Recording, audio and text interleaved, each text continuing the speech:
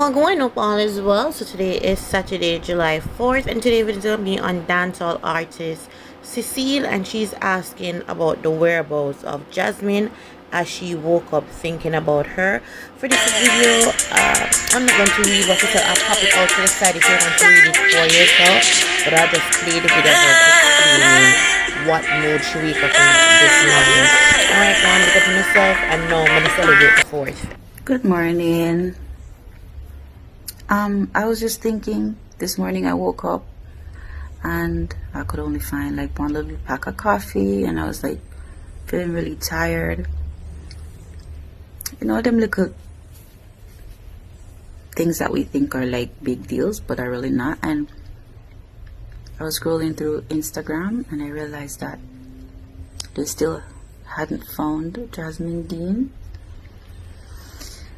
And I'm looking, I look upon it and I said to myself, say, can you imagine that at any point in time any one of us is like walking around beside horrible people, standing beside, sitting beside, talking to, probably in relationship with, because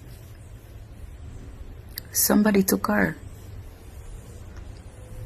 And when I think of one person like do everything, some other people know what happened.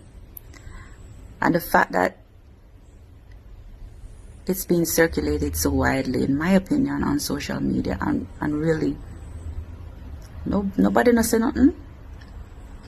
I mean, of course we don't know everything, but we can't find her yet.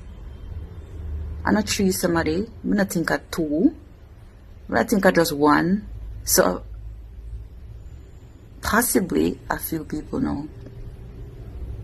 So me or you or somebody where you know, them amongst them people there, I wanna know.